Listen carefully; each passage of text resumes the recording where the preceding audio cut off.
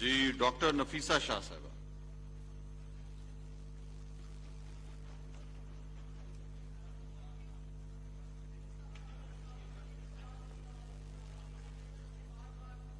وزراء نے بہت بڑی بڑی باتیں کی اور تازہ ہی ایک وزیر نے بہت ہی بڑی داستان گوئی کی، ایک لمبی فہرست اپنے کارناموں کی سنائی.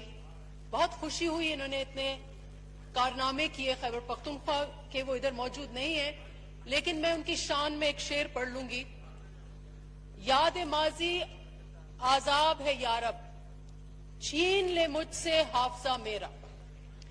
میں ان کو یہ شعر اس لیے ڈیڈیکیٹ کرتی ہوں کہ میں نے ان کی بہت تقریر بڑے غور سے سنی، ان کے سارے کارنامے بھی نوٹ کیے، لیکن مجھے لگا کہ یا تو میرا حافظہ کھویا ہوا ہے یا ان کا حافظہ کھویا ہوا ہے. اس وقت جو مجھے یاد آتا ہے وہ وزیر دفاع کے ہیں. میں نے 1 گھنٹے کی تقریر میں کوئی ایک بات ان کے کارناموں کی نہیں سنی جس میں انہوں نے اپنی وزارت کی بات کی. انہوں نے اپنی تعریف ضرور کی جب وہ سی ایم خیبر پختونخوا تھے. تو اب میں دعا گو ہوں، یا تو یہ شعر کی طرح ان کا حافظہ کہیں چلا جائے تو وہ ان کو جو بار بار آ کے یاد آتی ہے وہ ان کی یاد چلی جائے اور وزیر دفاع بن جائیں. ہمیں ایک اسٹرانگ اس پرسپیکٹو میں جبکہ ملیٹنسی کی بات ہو رہی ہے ہمیں اسٹرانگ وزیر دفاع کی ضرورت ہے. اور یا تو میں وزیر اعظم کو سفارش کروں گی کہ پلیز ان کو واپس خیبر پختونخوا بھیج دیں کہ انہوں نے جو اتنے سارے کارنامے ہیں وہ ان کے جاری اور سارے رہیں. جناب اسپیکر، مجھے شکوہ برائے شکوہ کا کوئی شوق نہیں ہے. میں اپنی کچھ پوائنٹس لکھ کے آئی ہوئی تھی بجٹ کے حوالے سے، اس ملک کے سیاسی پس منظر کے حوالے سے، جو میں اس ایوان آپ کے توسط سے پاکستان کے عوام کو اور ایوانوں میں جو پاور کوریڈورز ہیں ان تک پہنچانا چاہ رہی ہوں. لیکن سب سے پہلے میں اپنی تقریر کا آغاز، کیونکہ آج وہ مبارک دن ہے 21 جون، جس دن ایک ایسی شخصیت پیدا ہوئی جو اس ایوان کا بھی حصہ رہی، اور 2 بینچز جو اس وقت خالی ہیں دونوں طرف آئل کے، انہوں نے وہ دونوں سیٹس آکیپائی کی. وہ لیڈر آف دا ہاؤس بھی بنی 2 دفعہ، وہ لیڈر آف دا اپوزیشن بھی بنی 2 دفعہ. جناب اسپیکر، آج ان کی 68 سالگرہ ہے. میں اس موقع پر، وہ اس ہاؤس کی رکن رہی، وہ پاکستان کی کم عمر ترین پہلی خاتون وزیر اعظم رہی. میں آج ان کو خراج تحسین پیش کرتی ہوں. جناب اسپیکر، نہ صرف کہ وہ وزیر اعظم بنی، انہوں نے اس ملک میں وہ سیاسی تحریکیں لیڈ کی جن کی وجہ سے آج ہم اس ایوان میں کھڑے ہیں، اس ایوان میں بیٹھے ہیں، آزادی سے تقاریر کر رہے ہیں، اور اس کے لیے بھی ان کو میں خراج تحسین پیش کروں گی. جناب اسپیکر، میں ان کو کوٹ کرتے ہوئے یہ کہوں گی، I quote, Pakistan's future viability, stability and security lie in empowering its people and building political institutions. My goal is to prove that the fundamental battle for the hearts and minds of a generation can be accomplished only under a democracy, Janab Speaker. اور یہ ایسا سبق ہے کہ ہم سب کو یہ بار بار دہرانا بھی ہے، پڑھنا بھی ہے، یادداشت بھی کرانی ہے، بالخصوص ان بینچز کو جو آئل کے اس طرف بیٹھے ہوئے ہیں. جناب اسپیکر، افسوس سے کہنا پڑتا ہے کہ جو گینز ہم نے کیے اس ملک کی جمہوریت کے لیے، اس ملک کی پارلیمان کے لیے، जो कुर्बानियां दी शहीद जुल्फकार अली भुट्टो ने, शहीद बीबी ने, क्यों ये महसूस हो रहा है कि आज वो रायगा, खुदा न खास्ता वो रायगा ना जाए। जनाब स्पीकर, 3 साल हो गए हैं, लेकिन ये इदारा, जो इदारा पाकिस्तान की सिक्योरिटी, पाकिस्तान की बका का जामिन है, वो कमजोर होता जा रहा है। उसकी वजह, एक वजह यह है कि जिन सीटों पर शहीद बीबी की आवाजें गूंजती थी, आज वो सीट खामोश क्यों है? क्या वजह है कि वजीर आजम इस सीट पर नहीं आते? क्या वजह है कि वो अपने आप से बात करते हैं, लेकिन यहां इनके जो वोटर्स हैं उनको वो मुखातिब नहीं होते, न उनको सुनाते हैं न उनकी सुनते हैं? मुझे हैरत है, इतने स्ट्रांग लीडर कहते हैं, ये सारे फैंस बैठे हुए हैं उनके, इतने स्ट्रांग लीडर हाउस से क्यों घबराते हैं? क्यों नहीं आके हमें इस मुल्क की पॉलिसी, जो उन्होंने कारनामे किए, वो क्यों बताते हैं? उनके प्रॉक्सीज क्यों आके बताते हैं? जनाब स्पीकर, ये हाउस की कमजोरी की मेन वजह यह है कि प्राइम मिनिस्टर साहब गैर हाजिर हैं। जब प्राइम मिनिस्टर गैर हाजिर होंगे तो फिर लीडर ऑफ द ऑपोजिशन भी उस तरीके से हाजिर नहीं होंगे और पार्लियामेंट्री पार्टी लीडर्स भी नहीं होंगे और ये हाउस जो है वो कमजोर होगा। जनाब स्पीकर, प्राइम मिनिस्टर साहब ने अपने पहले खिताब में ये वादा किया था इस अवाम से, इस हाउस से, कि वो प्राइम मिनिस्टर्स क्वेश्चंस लेंगे, PMQs, और उसके लिए कानून साजी भी हुई है, शायद आपके रूल्स का हिस्सा है। लेकिन वो दिन और आज का दिन, उन्होंने वादा किया कि हर वेंसडे को आके तकरीर करेंगे, हमारे सवालात का जवाब देंगे। वो दिन और आज का दिन वो नहीं आए। जनाब स्पीकर, हाउस को चलाने के लिए पेशेंस चाहिए, टॉलरेंस चाहिए, एक दूसरे को जगह देनी चाहिए।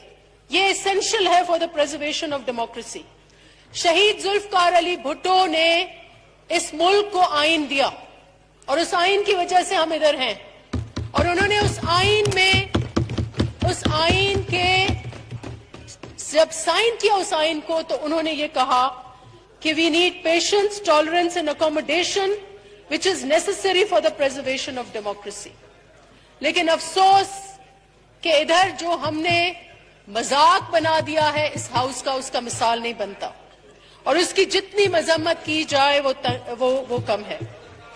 जनाब स्पीकर, बहुत ही अफसोसनाक बात है कि हम इधर अपने हलके छोड़कर इधर इसलिए आते हैं कि हम कानून साजी करें, लेकिन आपको शायद मुझसे ज्यादा पता होगा कि मैंने कल फहरिस्त देखी कि कितने कवानीन इस असेंबली में ले हुए हैं बहैसियत ट्रेजरी लॉज जो हुकूमती बेंचेस की तरफ से आए हैं, और कितने सदारती महल से ऑर्डिनेंसेस आए हैं। 40% of the laws that are under discussion in the house are ordinances. 40%, जनाब स्पीकर। और आपको ये सुनकर और हैरत होगी कि ये ऑर्डिनेंसेस रात के अंधेरे में बनाई जाती हैं, लोगों को उनकी नौकरियों से निकालने के लिए बनाई जाती हैं, एक्सटेंशंस के लिए बनाई जाती हैं, तोसी के लिए बनाई जाती है। नेवर हर्ड कि ऑर्डिनेंसेस में आप HEC के हेड की टेन्योर्ड पोजीशन है 4 साल, उसको 2 साल कम के ऑर्डिनेंसेस है। चलो भाई चलो, आप नैब के प्रोसिक्यूटर जनरल, क्योंकि वो आपकी इंतकामी कार्रवाइयों का हिस्सा है, उसको आप तोसी इसलिए देते हैं कि आपका सारा पॉलिटिक्स उस पर चलता है, तो वो आप एक और ऑर्डिनेंसेस के जरिए दे रहे हैं। लेकिन जनाब स्पीकर, जो ordinance which takes the cake और जो बहुत ही तशवीशनाक है, and I want to alert this house on that, वो है जो हाल ही में जो एक जुमा बाजार लगाया गया ऑर्डिनेंसेस का पिछले हफ्ते। 21 ऑर्डिनेंसेस, शायद ये Guinness book of world records में लिखवा दें कि 21 ऑर्डिनेंसेस 1 घंटे में पास की, और उसमें इलेक्शंस अमेंडमेंट ऑर्डिनेंस भी थी और इस इलेक्शन अमेंडमेंट ऑर्डिनेंस जनाब स्पीकर एक बहुत ही खतरनाक कानून है। ये एक रोड मैप है अगला इलेक्शन चुराने के लिए। ये एक जो आइन है, मैं समझती हूं पाकिस्तान के आइन के बाद अगर कोई कानून अहम है तो वो इलेक्शन लॉज हैं और इस इलेक्शन लॉ को पामाल किया गया है।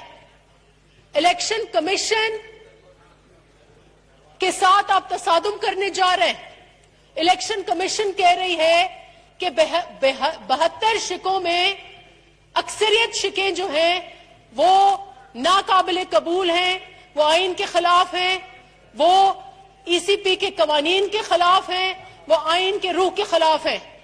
इसलिए जनाब स्पीकर इस कानून को फिलफौर वापस लिया जाए और अगर नहीं तो फिर आप एक और राह हमवार करेंगे इस मुल्क में। इस मुल्क की पॉलिटिकल स्टेबिलिटी जो है इसको आप छीनेंगे। जनाब स्पीकर एक और बहुत ही सीरियस इशू है जिसके ऊपर इधर मेरे हैदर होती साहब जो इधर मौजूद नहीं है उन्होंने उसका जिक्र किया और मैं उसका भी जरूर जिक्र करूंगी। शहीद मोहतरमा बेनजीर भुट्टो का मैं जिक्र कर रही थी। 2007 में जिस वक्त वो मुल्क में वापस आई तो उस मुल्क में दो खतरात थे जनाब स्पीकर। एक खतरा आमरीत का था और दूसरा खतरा अस्करियत पसंदों का था। शहीद मोहतरमा बेनजीर भुट्टो की अगर जान गई है तो उस वक्त उस मुल्क के बाकी तो हमारे मुकदमे चल रहे हैं, हम जाले उसके लिए लड़ेंगे कि कौन, हमें पता है कि कौन कातिल है उनका। लेकिन जो अनासिर उस वक्त थे, एक डिक्टेटर था और अस्करियत पसंद थे और बज़ाहिर अस्करियत पसंदों ने ही उनकी शहादत जो है वो की। जनाब स्पीकर आज में खतरा ये है और ये मैं शेर आपको मुझे याद आ रहा है, ये एक शेर जो आज के हालात हैं। एक बार फिर आपकी सरहदों पर बेचैनी है। आप जिस इलाके में हैं यकीनन आपके दिल में भी यही बात होगी। खैबर पख्तूनख्वा में फॉर्मर मर्ज्ड जो हमारे एरियाज हैं उसमें भी बेचैनी है जनाब स्पीकर। और ये मैं कहूंगी, सीने में जलन आंखों में तूफान सा क्यों है। इस शहर में हर शख्स परेशान क्यों है और हम सब परेशान हैं, पूरा पाकिस्तान परेशान है क्योंकि इस हाउस में जो फॉरेन पॉलिसी डिस्कस होनी चाहिए, वजीर फॉरेन पॉलिसी के आकर साजिशें करके तसादुम करा देते हैं।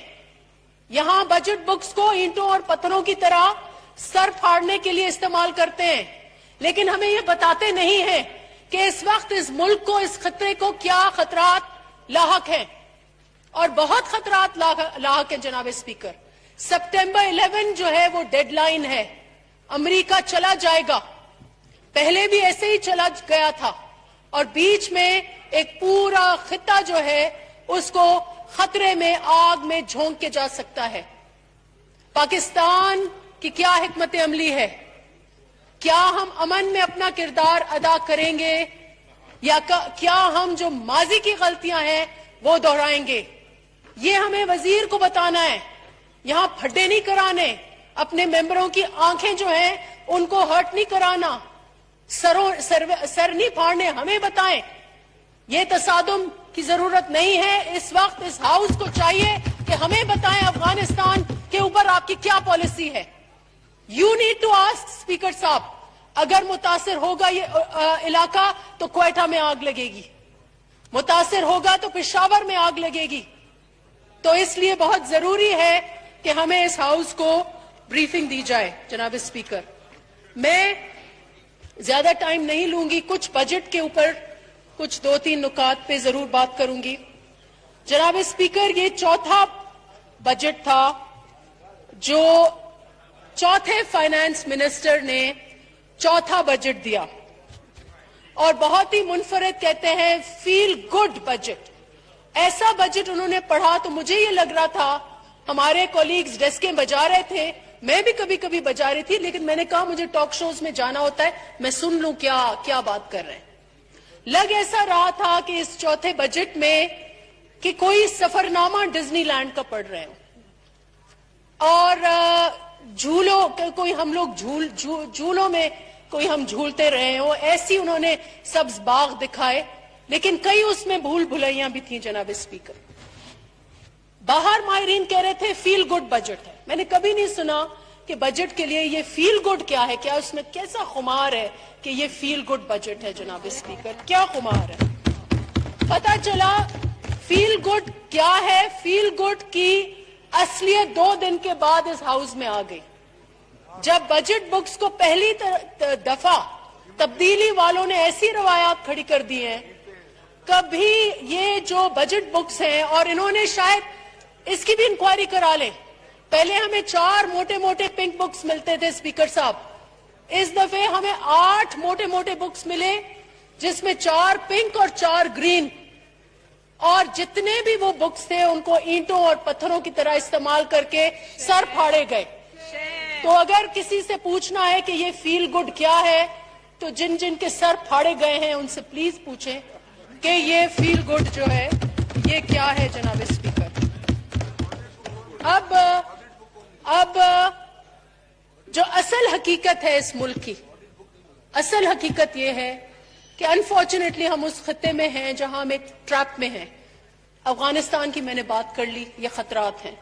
دوسرا بڑا ٹریپ ہمارا یہ ہے کہ ہم نے جب سے میری سیاسی کانشسنس کھلی ہے, اور میں سمجھتی ہوں راجہ صاحب ول بے می آؤٹ آلسو, کہ ہم آئی ایم ایف اور اسٹیبلائزیشن کے پروگرام سے نکلے ہی نہیں. اگر 23 ٹائمز ہم اسٹیبلائزیشن اور آئی ایم ایف کے پروگرامز میں گئے ہیں, تو ہر دوسرا بجٹ ہمارا اسٹیبلائزیشن کا پروگرام ہوا ہے. اور لیکن انفارچونیٹلی ہمارے زمانے میں اسٹیبلائزیشن, راجہ صاحب آپ کو بہتر بتائیں گے کہ ہم نے کیسے غریبوں کو سہارا دیا, کسانوں کو سہارا دیا, بے نظیر انکم سپورٹ لے کے آئے, ٹیکسٹائل انڈسٹری کو سہارا دیا, ایکسپورٹس بڑھائے. 10 سال کے بعد آپ ایکسپورٹس پر $25 بلین جو ہم نے 10 سال پہلے ٹارگٹ ریچ کیا تھا, وہ آپ وہاں پر پہنچے اور آپ بغل بجا رہے ہیں, آپ ڈھول بجا رہے ہیں کہ جی ہم نے ایکسپورٹس جو ہے وہ بڑھا دیا, ایکسپورٹس بڑھا دیے.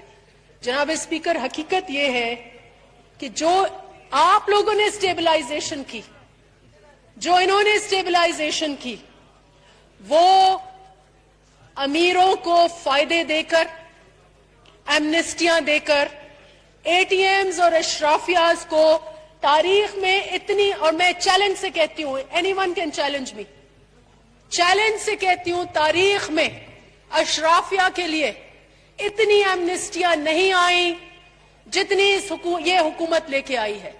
ہر سیکٹر کے لیے, ریل اسٹیٹ کی ایمنسٹی, کنسٹرکشن کی ایمنسٹی, آئی پی پیز, منسٹر صاحب بہت بتا رہے تھے پچھلی حکومت کے, اور وہ منسٹر, میں زیادہ اس کے لیے نہیں کہوں گی, وہ ادھر نہیں بیٹھے ہوئے, لیکن وہ منسٹر جو میوزیکل چیئرز کھیلتے ہیں, ہر دفعہ دوسری کرسی پر آ کر بیٹھتے ہیں, وہ وزیر جو ہیں بڑی آئی پی پیز کی بات کر رہے تھے. آئی پی پیز کو انہوں نے ایمنسٹی دی. جو آپ کے ایڈوائزر ہیں, وہی بندہ جس کی سب سے زیادہ آئی پی پیز کے بینیفیشری ہیں, وہ آپ کے وزیر بن گئے, ان کو آپ نے ایمنسٹیاں دی. شوگر مافیا کو آپ نے ایمنسٹیاں دی. دودھ والے, ٹھیلے والے جن کو آپ کو بڑی نفرت تھی, منی لانڈررز کو آپ نے ایمنسٹیاں دی. اور آپ نے اس ملک میں اگر کبھی بھی سٹیبلائز ہوئی ہے اکانومی, تو وہ غریبوں کے کندھوں پر ہوئی ہے. اور جب ڈزنی لینڈ بجٹ دے رہے تھے وزیر صاحب, تو ہمیں انہوں نے یہ نہیں بتایا کہ یہ بجٹ, یہ پنک بک, یہ گرین بک اس لیے کھوکھلے ہیں کہ آنے والے ٹائم میں تو آئی ایم ایف طے کرے گی کہ ہونا کیا ہے.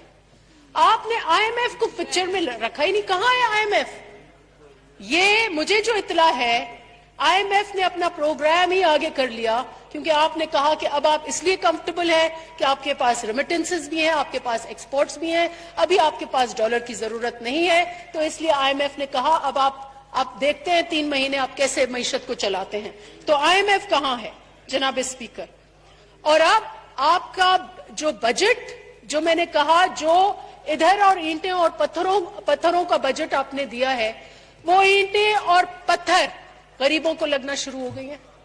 5 रुपए आपने इजाफा किया तेल का, और हकीकत में यही बजट होता है। मेरी इत्तला के मुताबिक जनाब स्पीकर, $75 अ बैरल का, $75 अ बैरल तेल की कीमत हो गई है। जब इतना चढ़ेगा तो आपके 20 से 30 रुपए पर लीटर इजाफा होगा जनाब स्पीकर। फिर महंगाई के पत्थर लगेंगे, फिर गरीबों को ईंटें लगेंगी, फिर बेरोजगारी बढ़ेगी, फिर गदागरी बढ़ेगी, और बिजली की तारीफें कर रहे थे। बिजली के बिल बिजली बनकर हमारे गरीबों के सरों पर आम गिरी है। मुझे बताएं, पीपल्स पार्टी के टाइम में 6 रुपए पर यूनिट था बिजली का बिल। वो तकलीफ लोगों की नहीं थी। हाँ, एनर्जी शॉर्ट थी, और वो एक और दास्तान है कि कोर्ट्स ने कैसे हमें रोका। नून ने एटलीस्ट ये किया कि उन्होंने कैपेसिटी बढ़ा दी।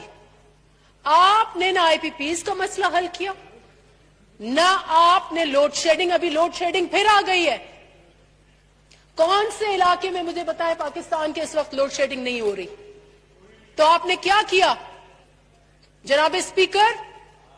फिर बहुत जोर जोर से चीख के वजीर साहब बता रहे हैं कि इन्होंने गलत मुआहदे किए बिजली घरों के। आपने जो इतनी बड़ी रिपोर्ट लिख डाली, उस पर क्या अमल किया? आज भी 400 अरब रुपए की कैपेसिटी पेमेंट आप शायद साल की कर रहे हैं, बता दें। और वजीर साहब जो इधर मौजूद नहीं है, ये भी बता दें कि लास्ट जनवरी में 2019 के जनवरी से ऑयल शॉर्टेज जो है वो क्यों हुई और इसका किसको फायदा मिला, ये भी बता दें जनाब स्पीकर। आखिर में मैं आपका बहुत टाइम लिया है, मैं आपका शुक्रिया अदा करूंगी that you have given me the time. Just 1 or 2 things. अब मैं इसलिए कह रही हूं कि ये भूल भुलैया बजट है क्योंकि इसमें बहुत सारे फील गुड चीजें जरूर हैं, लेकिन काबिले वो अमल नहीं होंगे, अमल नहीं हो सकते, कोई मैकेनिज्म नहीं है। आप कह रहे हैं कि ये एक चीज जो मैं पिछले रट गया है मेरे दिमाग में सुन सुन के, इंक्लूसिव सस्टेनेबल बजट। लगता है कि ये किसी डावोस के वर्ल्ड इकोनॉमिक फोरम के वेबिनार की आपने ये टर्म ले ली है और आप इंक्लूसिव सस्टेनेबल बजट, इंक्लूसिव है क्या, सस्टेनेबल है क्या? पहले तो आपकी जो ग्रोथ की फिगर है, ग्रोथ आप कहते हैं 3.94% आपकी ग्रोथ हुई है। ये सबके लिए हैरत अंगेज है, हमें अभी भी यकीन नहीं आ रहा आपने कैसे इतनी ग्रोथ अचीव कर ली। अगर आपने ये ग्रोथ अचीव कर ली है तो हमारा ये सवाल होता है कि आपने वजीर खजाना को क्यों निकाला, हफीज शेख को क्यों निकाला? कहते हैं आपकी वी शेप बजट है, वी शेप ग्रोथ है। वो इसलिए हुआ कि आप बिल्कुल नीचे आ गए और इसलिए आपको जल्दी ग्रोथ मिल गई। मुझे ये लगता है कि ये यू शेप ग्रोथ है, ये यू टर्न है और ये बिल्कुल सही नहीं है जनाब स्पीकर जी। आखिर में जनाब स्पीकर कुछ फिगर्स हैं जिसका मैं बिल्कुल जैसे मुझे पता नहीं है, बहैसियत वजीर दिफा उन्होंने बात की, वजीर खैबर पख्तूनख्वा के चीफ मिनिस्टर ने बात की। मैं भी उठकर, मैं टाइम इसलिए नहीं लूंगी, मेरे बाकी कोलीग्स बात करेंगे, मैं भी सिंध पर एक बहुत बड़ी दास्तान शुरू कर सकती हूँ। बहुत सारा हमने भी काम किया है और एक आप डिबेट अलग कराएंगे, लेकिन मैं उन डिटेल्स में नहीं जाऊंगी। मेरे कुछ सवालात हैं इस बजट के हवाले से जो बहुत मैं समझती हूँ उसका जवाब आई एक्सपेक्ट के मिनिस्टर वुड बी लिसनिंग और वो मुझे रिस्पॉन्ड करेंगे। आप कह रहे हैं कि आप 5,500 अरब के आपको हासिलात मिलेंगे, आपको रेवेन्यूज मिलेंगे, कोई टैक्स नहीं है, तो वो कैसे मिलेंगे? जनाब स्पीकर, ये बजट अवाम दुश्मन तो है ही, क्योंकि स्टेबलाइजेशन का पूरा बोझ, बिजली की कीमतें बढ़ेंगी, 25% बढ़ेंगी, 30% आपकी तेल की कीमतें बढ़ेंगी, ये पूरा के पूरा पैसा ایمنسٹی والے نہیں دیں گے، یہ غریبوں کی جیبوں سے نکلے گا. لیکن یہ اینٹی فیڈریشن بجٹ ہے جناب اسپیکر، اور وہ اس لیے مجھے پتہ نہیں ہے کہ صوبوں کو پتہ ہے، یہ وزیر صاحب جو ہے ان کو شاید پتہ نہیں ہے کہ یہ جو پروونشل سرپلسز کا ڈرامہ ہے جناب اسپیکر، وہ ختم ہو جانا چاہیے. پاکستان میں آپ جو فسکل ڈیفیسٹ کو ایکولائز کرتے ہیں، اس سے آپ صوبوں کی جیب کتری کرتے ہیں، صوبوں کے پیسے چھینتے ہیں. اگر آپ نے 3,500 ارب صوبوں کو دے دیا این ایف سی میں، آپ کو پتہ ہے وہ کتنے آپ واپس لیں گے؟ اس وقت 550 ارب آپ واپس لے لیں گے ان سے. تو ان کے پاس بچے گا کیا؟ کیا وہ اسکول بنائیں گے؟ کیا وہ آج یہ بڑی بڑی باتیں کر رہے تھے، ان کی خیبر یونیورسٹی میں لوگ جو ہے وہ فاقہ کشی کر رہے ہیں، ان کو سیلریز نہیں مل رہی. ان کو پتہ ہے یہ فاقہ کشی کر رہے، سیلریز نہیں مل رہی، اسی وجہ سے کہ آپ یہ پیسے واپس دے رہے. جی آئی ڈی سی ایک اور عجیب و غریب ٹیکس ہے. 30 ارب کا آپ نے کہا کہ آپ کا لاسٹ ایئر کا ٹیکس ہے، اس دفعے آپ نے اس کو 5 گنا بڑھا دیا. 150 ارب کہاں سے وہ لے کے آئیں گے؟ اور سب سے بڑی چوری جو صوبوں کے خلاف ہو رہی ہے وہ 610 ارب پیٹرولیم لیوی کا. پہلے تو یہ پیٹرولیم لیوی عوام دشمن ٹیکس ہے کیونکہ یہ انڈائریکٹ ٹیکس ہے، اور پھر یہ سیلز ٹیکس ہے. آئین میں سیلز ٹیکس کے علاوہ اور کوئی ٹیکس نہیں ہے جو آپ پیٹرول کی خریداری پر لے سکیں. اور اگر یہ سیلز ٹیکس ہے تو یہ ڈویزبل پول میں جانا چاہیے.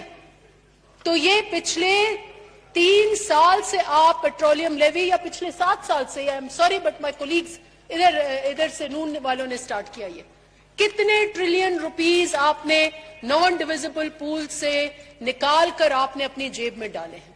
تو اس کا بھی حساب کتاب ہونا چاہیے، اور اس لیے ہم کہتے ہیں کہ این ایف سی اور سی سی آئی یہ ادارہ جو ہے وہ بحال کریں جناب اسپیکر. آخر میں شہید بی بی کے لیے ایک شعر پڑھوں گی، ان کو خراج تحسین پیش کرنے کے لیے. اپنے حلقے کے لیے میں صرف یہ بات کروں گی جناب اسپیکر. میرے حلقے میں 24 لاکھ لوگ رہتے ہیں. بہت ہی سرسبز علاقہ ہے، وہاں ہر میوہ ہے، وہاں کھجور ہے، وہاں گواوا ہے، وہاں مینگو ہے، وہاں ہر میوہ آپ کو ملے گا، وہاں کیلے کی کاشت ہوتی ہے. لیکن کوئی انویسٹمنٹ وفاق سے مجھے نہیں یاد آئی پچھلے 7 سالوں میں. کیوں نہیں آپ سارے صوبوں کو، سارے ڈسٹرکٹس کو ایک بن کر بات دیکھتے؟ اور یہاں پر میرے ممبرز نے، آنریبل ممبرز نے بتایا ہے کہ سندھ کے ساتھ جو ناانصافی ہو رہی ہے اس کو بھی عوام، یہ سندھ کارڈ نہیں ہے، سندھ کے ساتھ ناانصافی ہو رہی ہے. مجھے بہت دکھ ہوا جب حال ہی میں گھوٹکی میں ٹرین حادثہ ہوا، اور پتہ ہے آپ کو کچھ تعصب پسند لوگوں نے کیا کہا کہ یہ کیا بات ہے کہ صرف سندھ میں ہی ٹرین کے حادثے ہوتے ہیں. میں نے کہا میں جواب دیتی ہوں، اس لیے سندھ میں ایسے حادثے ہوتے ہیں. سندھ شروع ہوتی ہے تو آپ بھول جاتے ہیں کہ یہاں پر بھی ٹریک ہے، یہاں پر بھی عوام ہے، ان کو بھی ریپیئر کرنا. اپنی تعصب میں بھول جاتے ہیں کیونکہ سندھ ایک اپوزیشن کا صوبہ ہے. اس لیے تو یہ بہت ہی افسوسناک بات ہے جناب اسپیکر. آخر میں شہید بی بی کے لیے ایک حسن مجتبیٰ ہے، ان کی نظم ہے، میں ان کو خراج تحسین پیش کرنے کے لیے یہ کہوں گی. جو قتل ہوئی وہ خوشبو ہے، تم کتنا رستہ روکو.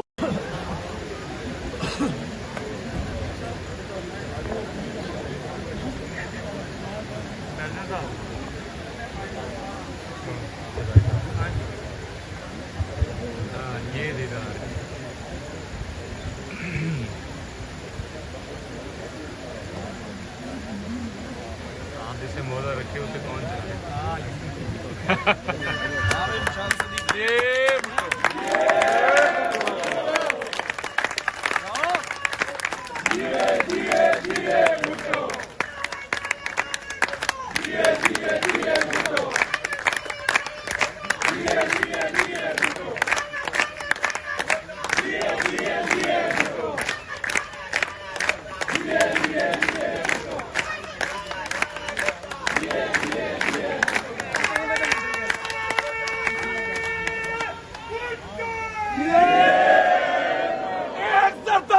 سب پہ بھاری सरदारी शेरों का शिकारी सरदारी शेरों का शिकारी सरदारी फिर अगली बारी सरदारी फिर अगली बारी सरदारी फिर अगली बारी सरदारी एक सरदारी एक सरदारी